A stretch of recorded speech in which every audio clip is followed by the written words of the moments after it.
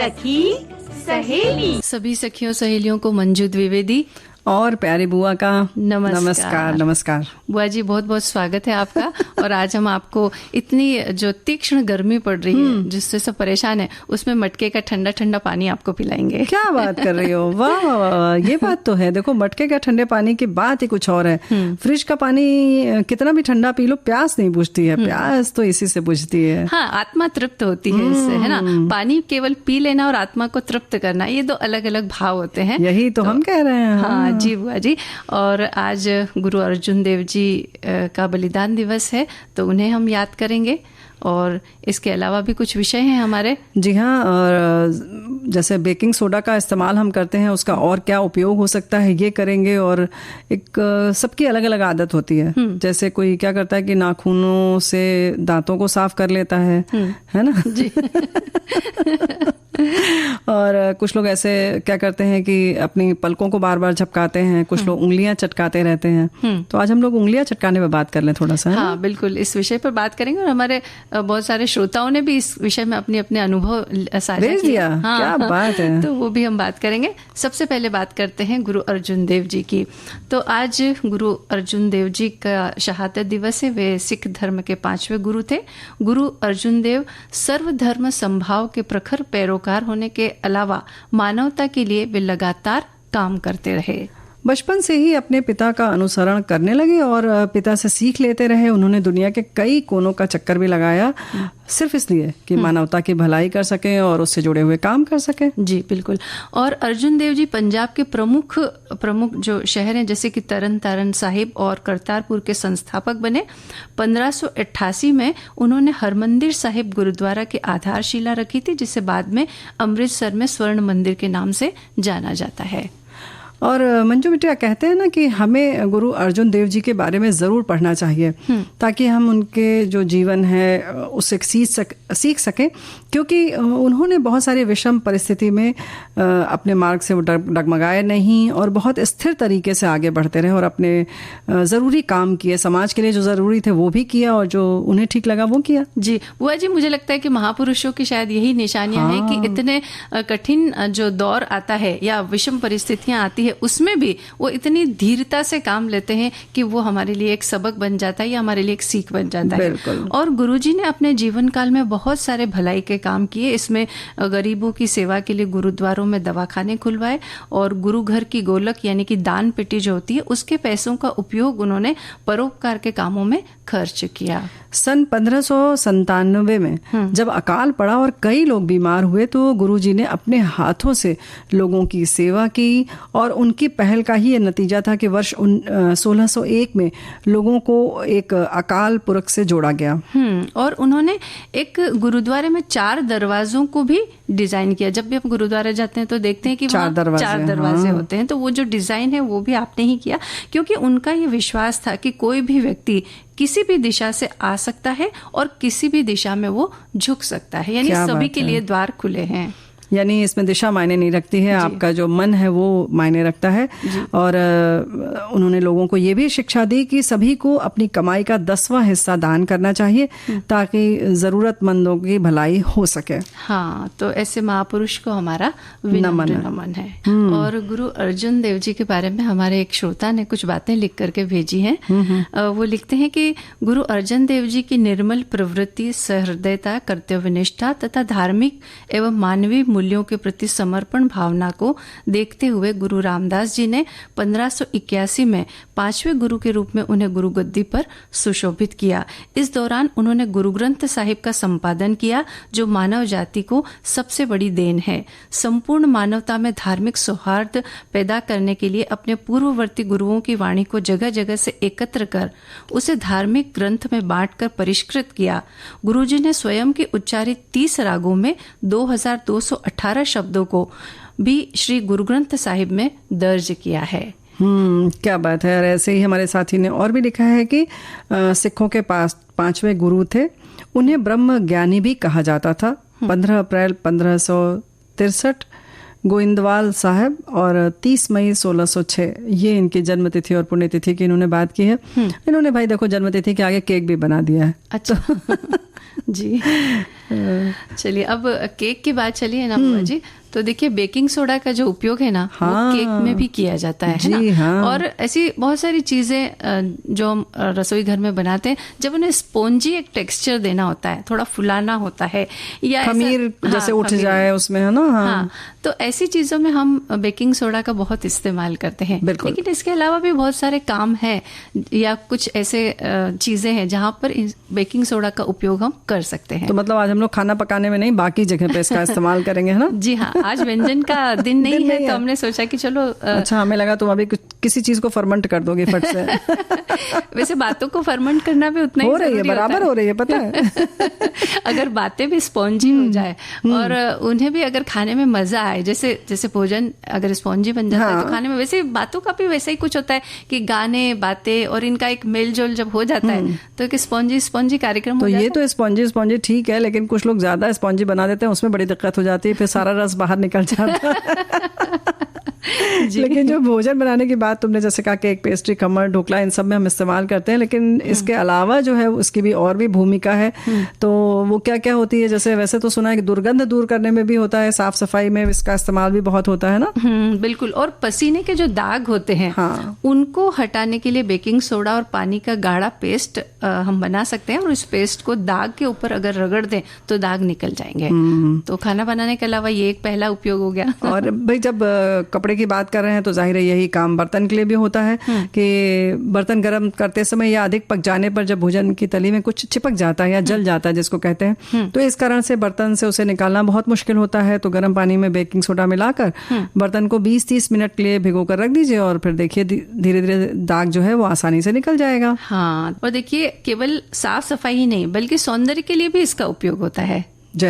जैसे कि यदि नाखूनों में चमक नहीं है, या किसी तरह का संक्रमण अगर उसके अंदर हो गया है, तो बेकिंग सोडा को पानी में मिलाकर घोल बना ले और उसमें नाखूनों को कुछ देर के लिए डुबो कर रखें, तो इससे संक्रमण में भी फायदा होगा और नाखूनों की चमक भी उससे बढ़ती है। और ऐसे ही अगर संक्रमण की बात है और हमारे नाखूनों की बात हो गई, तो अगर त्वचा में भी कुछ इस तरीके से कहीं से खुजली खारिश है, तो आप ये खाने वाला सोडे को तेल में मिलाकर रख लीजिए, नारियल के तेल में, और उसको लगाइए समय समय पर, तो धीरे धीरे वो भी समाप्त हो जाएगी। और कहीं ना कहीं संक्रमण की वजह से ही हमारी त्वचा में खुजली भी होती है जी, तो उसकी भी चली जाएगी, दिक्कत जो है वो ठीक हो जाएगा। ऐसे ही एक गिलास गर्म पानी में 1 चम्मच बेकिंग सोडा डालकर घोल बना लीजिए, और इससे फिर आप देखिए फ्रिज को साफ करिए, उसमें जितने भी जिद्दी दाग है ना वो निकल जाएंगे। अब यहाँ पे फिर स्पॉन्ज की बात आ गई, पता है, लेकिन इसको साफ करने के लिए फिर स्पॉन्ज चाहिए। तो लेकिन ये वो वाला स्पॉन्ज नहीं है बुआ जी। नहीं, जब दबता तो वैसे ही है, देखो। और क्या करता है, वो खींच भी लेता है, सारी गंदगी भी अपने अंदर ले लेता है, और फिर सब ले दे के बाहर हो जाता है। तो भाई ऐसा करें कि आप जब फ्रिज में इसको लगा दें, उसका करीब 1 घंटे बाद सामान्य तरीके से इसको साफ कर लें, तो दाग भी निकल जाएगा और फ्रिज में जो बदबू होगी वो भी निकल जाएगी जी, है ना। और इसके अलावा ताजे फल और सब्जियों से जो कीटनाशक उसके ऊपर छिड़के जाते हैं, उनको अगर हटाना हो, उसके ऊपर की गंदगी या उसका, जैसे कुछ फलों के ऊपर मोम की लेयर भी लगाई जाती है, तो इन चीजों को अगर हटाना हो तो हल्के गर्म पानी को एक बड़े कटोरे में भर लीजिए, और इसमें वो सारी सब्जियां और फल डाल दीजिए, और 2 चम्मच बेकिंग सोडा इसमें मिला दें और कुछ देर भिगो कर रखते हैं, तो इससे उसके ऊपर की जो गंदगी है वो सब, और कीटनाशकों का विशेष तौर पर जैसे सब्जियां फल उगाने के लिए बहुत उपयोग होता है, जो हमारे लिए नुकसानदायक है, तो वो भी इससे साफ हो जाता है। तो भाई इसी तरह से माउथ वॉश के लिए भी प्रयोग में लाया जा सकता है। अब जब सफाई कर ही रहा है तो ये अपने मुंह को भी साफ कर लिया जाए। हाँ, और क्या, किसी के बगल में खड़े हो तो बदबू तो नहीं आए ना। तो इसके लिए आधा ग्लास गर्म पानी में आधा चम्मच बेकिंग सोडा मिला लीजिए, और फिर इससे कुल्ला कर लीजिए अच्छी तरह से, दुर्गंध दूर हो जाएगा, सफाई भी होगी। हाँ, तो बस इस तरह के और भी कई उपयोग अगर आपको पता है तो उस तरह से आप उसका उपयोग हाँ, हमारे साथी ने बताया है कि चांदी साफ करते हैं हम लोग, चांदी के बर्तन आदि साफ करने के लिए सोडे का प्रयोग करते हैं। हाँ, तो ये भी बहुत लाभदायक चीज तो है।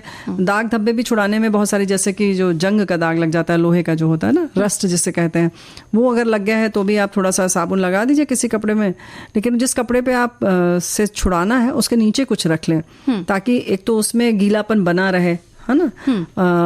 थोड़ा सा साबुन लगा के और छोड़ दीजिए, और उसके ऊपर ये थोड़ा सोडा डाल दीजिए 1 चुटकी, और थोड़ा 15-20 मिनट छोड़ दें। उसके बाद टूथब्रश लेके, पुराना वाला जिससे दांत साफ करते हैं वो नहीं जी, फिर सोचेंगे आपके इससे बहाने दोनों चीज़ हो जाएगा, तो ऐसा मत करिएगा।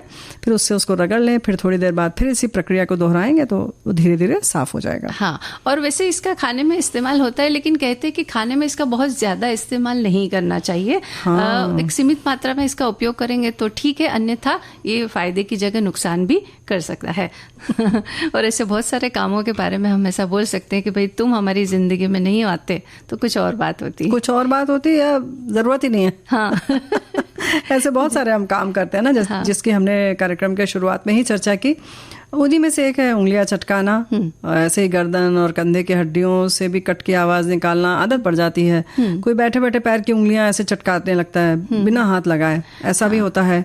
तो ये आदत के बारे में है। ऐसे ही इसमें क्या होता है कि कभी कभी गंभीर बीमारियों का शिकार भी बना सकती हैं ये आदतें, और इन क्रियाओं को नियमित तौर पर करने से एक स्वस्थ व्यक्ति की हड्डियां और जोड़ भी धीरे धीरे कमजोर होने लगते हैं। हाँ, और ये अंगुलियां चटकाना कई कई तरीकों से होता है। कभी अंगुलियों में अंगुलियां फंसाकर हम चटकाते हैं, तो कभी अंगुलियों को खींचकर, कभी मोड़कर, और ऐसे बहुत सारे तरीके हैं। सबका अपना एक अलग तरीका होता है। अरे बहुत स्टाइल है भाई। कोई तो एक उंगली को 3 बार चटका देता है, तीनों हड्डियों को अलग अलग। हाँ, अरे वाह, ये तो बहुत कलाकारी है भाई इसमें, तो पूछो मत। और कई लोग तो आदतन ऐसा करते हैं, और कई लोग काम के दबाव और तनावपूर्ण स्थिति में थोड़ी थोड़ी देर में ऐसा करते हैं।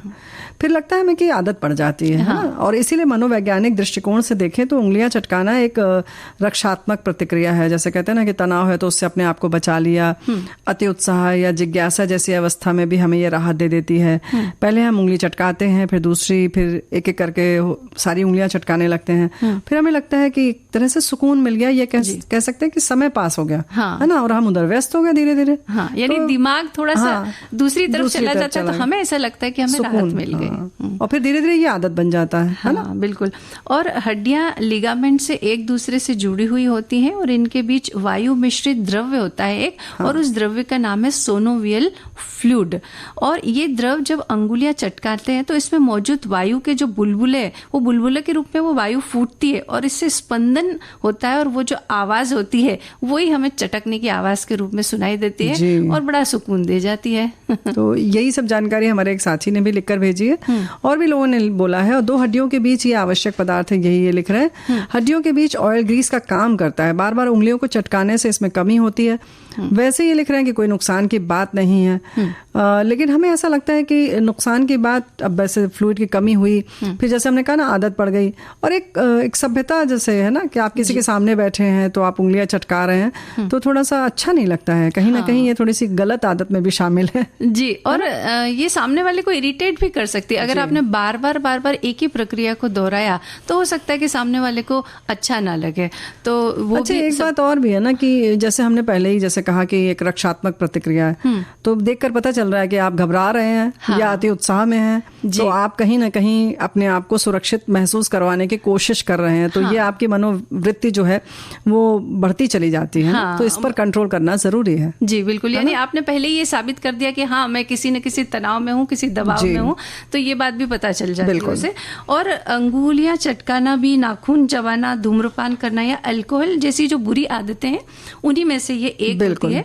और नियमित रूप से ऐसा करने से कम उम्र में ही हाथ के जोड़ कमजोर हो जाते हैं, और दूसरी चीजों पर हाथ की जो पकड़ होती है, अंगुलियों की जो पकड़ होती है, वो भी कमजोर हो जाती है। तो अगर उस दृष्टिकोण से भी देखें तो ये हमारे लिए नुकसानदायक है। नहीं, नुकसानदायक तो है। वैसे हमारे एक साथी मतलब सब यही लिख रहे हैं कि बार बार उंगलियां चटकाने की आदत मेरे बड़े भैया को थी। चटकाने के वक्त टक जैसी आवाज निकलती थी, जिसे सुनकर छोटे पटाखा फूटने जैसा एहसास होता था।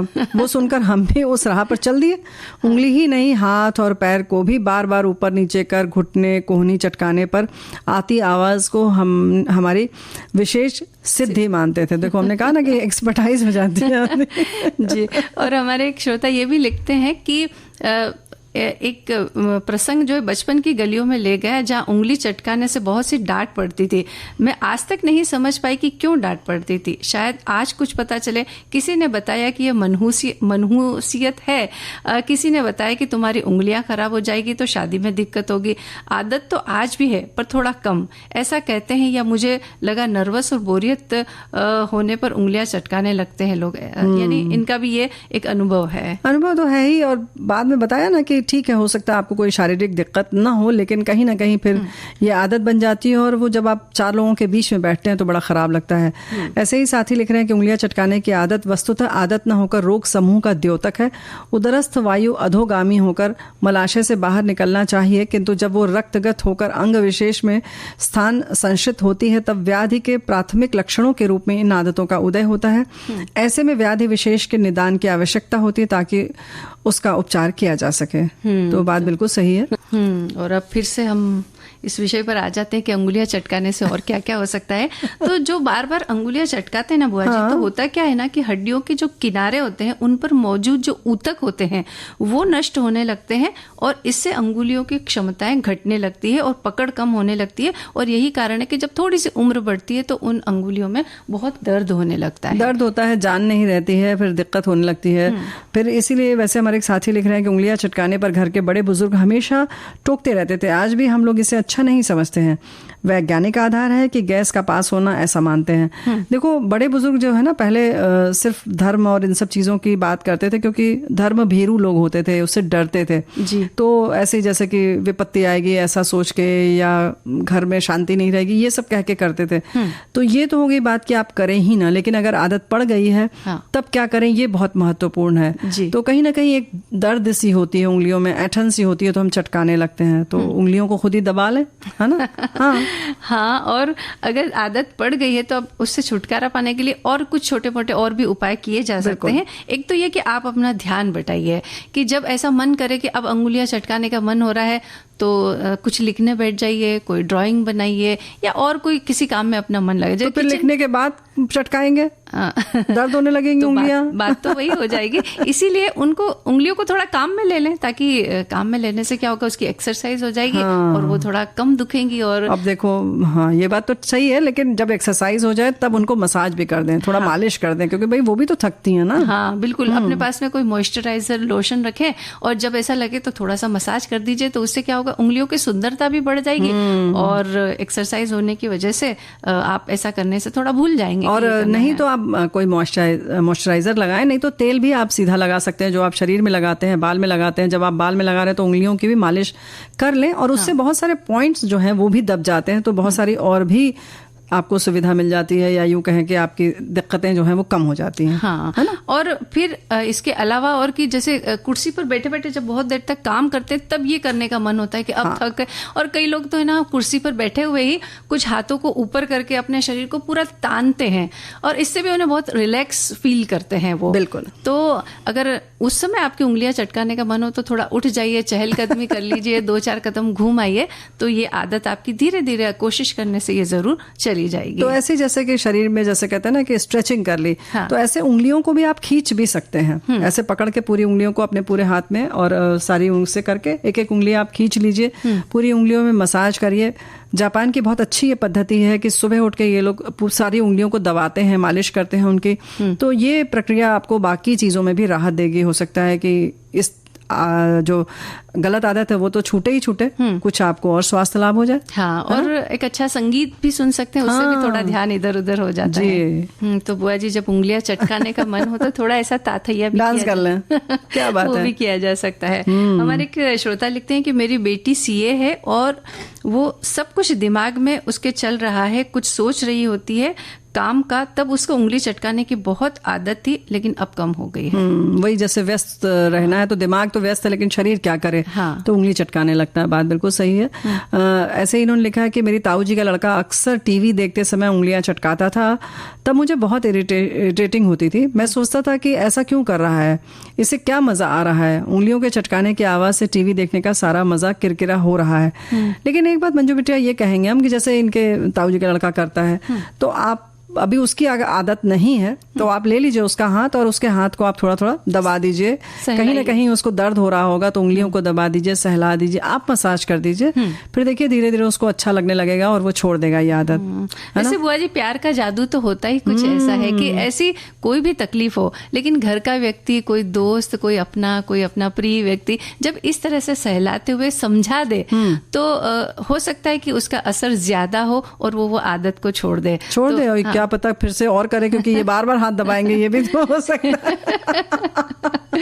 जी, लेकिन नहीं, ये हमारा भी अनुभूत किया हुआ है। ऐसे एक जन का देखा था, तो उनकी बहन करती थी और उनके भैया जो थे बड़े, वो बड़े प्यार से जाते थे और उसका हाथ दबा देते थे, बहन का, अपनी छोटी बहन का, उंगलियों को ऐसे से करके दबा देते थे, क्योंकि समझ रहे थे कि उसकी आदत पड़ चुकी है। और जब जैसे होता है ना कि हम एक दिन टहलने जाते हैं 1 हफ्ते तक, जिस दिन नहीं जाओ तो दर्द होता है बदन में या पैर में, जब आप व्यायाम करते हैं तो वही हाल है। जब आपकी आदत पड़ चुकी है तो जब जिस दिन आप नहीं करेंगे आपको दर्द होगा जी। तो उसके लिए ये बहुत जरूरी है कि उसको दबाया जाए, उसके पूरा ध्यान रखा जाए, तब धीरे धीरे ये आदत छूटेगी। ऐसा हुआ जी, मेरे साथ तब हुआ था जब मैं कॉलेज में पढ़ती थी और 6 दिन मुझे साइकिल चलाने की आदत थी, साइकिल चलाकर कॉलेज जाती थी। लेकिन 7वें दिन जब रविवार को छुट्टी रहती थी तो मुझे शरीर में दर्द होता था। पहले तो मुझे ये बात समझ में नहीं आई, लेकिन बाद में पता चला कि अच्छा, मुझे ये जो साइकिलिंग की जो एक्सरसाइज की आदत है ये रविवार को नहीं हो पाती है, इसलिए ऐसा होता है। तो ऐसा किसी के भी साथ हो सकता है, बिल्कुल होता है। और गर्मी का जब मौसम हो, लंबे लंबे दिन और दिन में सूखता हुआ कंठ हो, ऐसे में एक गिलास ठंडा पानी मिल जाए तो बस दिल, दिमाग और शरीर को ताजगी से भर देता है। लेकिन हमारे कार्यक्रम में भी कुछ हम इसी तरीके का ताज़ा तरीन, सुकून देने वाला कार्यक्रम लेकर हाजिर हो रहे हैं हर सोमवार। कथा सुधा, कहानियों का दरिया, लहरों में गोते लगाएंगे, कभी हंसेंगे तो कभी आंखें नम कर जाएंगे, कभी परिवार तो कभी सामाजिक सरोकार की बातें होंगी। सरकार, अभी तो मेरे पास रुपए है नहीं, मेरा नीम का पेड़ गिरवी धरा हुआ है, इतना पुराना पेड़ गांव भर में दूसरा नहीं है। अरे सरकार, पेड़ न कटवाइएगा, रुपए मैं दे ही दूंगा। सुनिए ऐसी ही कुछ कहानियां हर सोमवार दोपहर 3 बजे कार्यक्रम सखी सहेली में। कथा सुधा।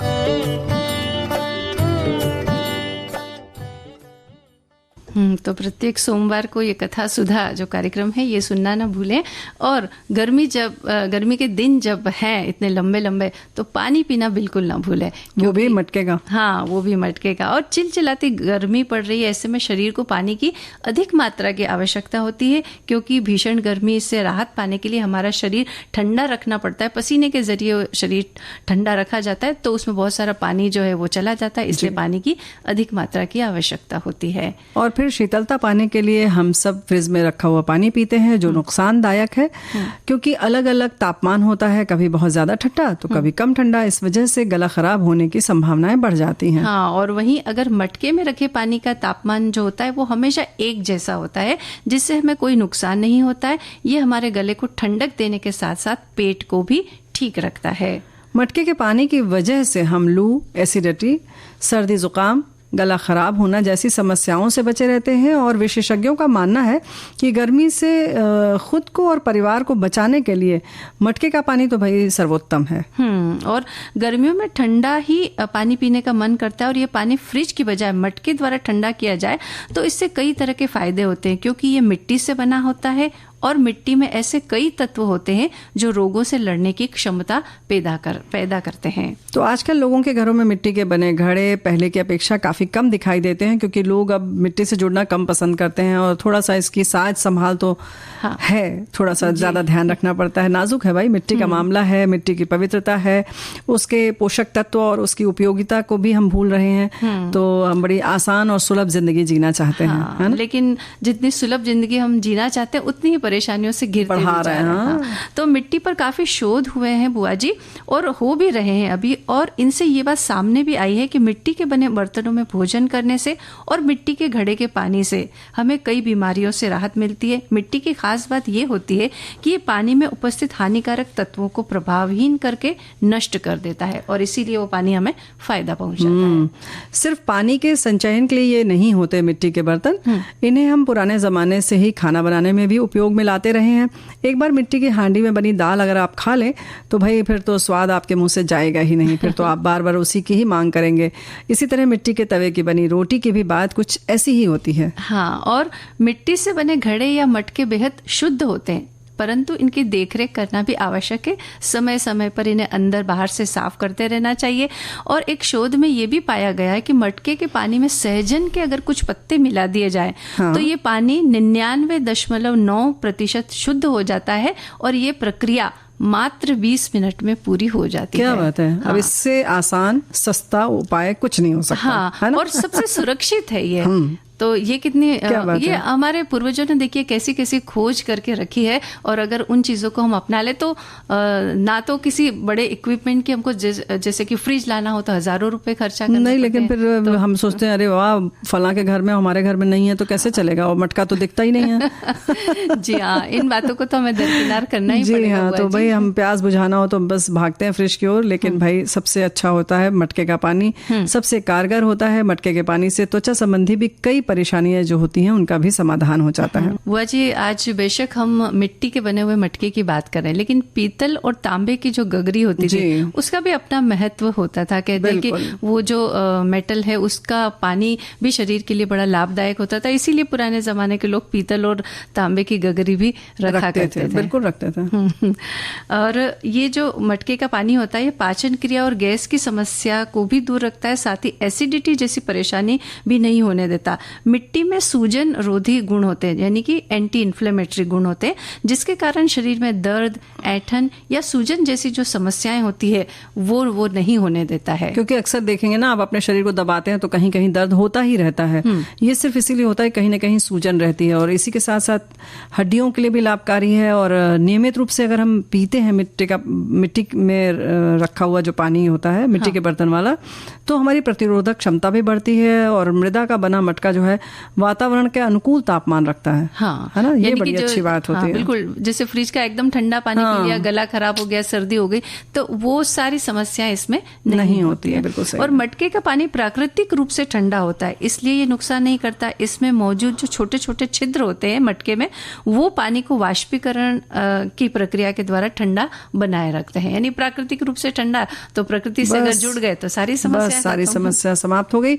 और जैसे मिनरल पानी की हम बात करते हैं, मिनरल्स और शरीर में डिटॉक्स करने के लिए जो क्षमताएं होती हैं, वो सारी चीजों की जो है समस्या नहीं रहेगी अगर हम मटके का पानी लगातार पिएंगे तो। और इसके अलावा मटके में पानी रखने से पानी के विटामिन और मिनरल्स वैसे ही बने रहते हैं और शरीर को ठंडक मिलती है और हम लू से बचे रहते हैं। मटके का पानी पीने से आयरन की जो कमी होती है वो भी नहीं हो पाती, क्योंकि मिट्टी में जो आयरन होता है वो पानी में घुलता रहता है और हमारी आयरन की पूर्ति होती है, यानी कि एनीमिया जैसी समस्या से भी हम बचे रहते हैं।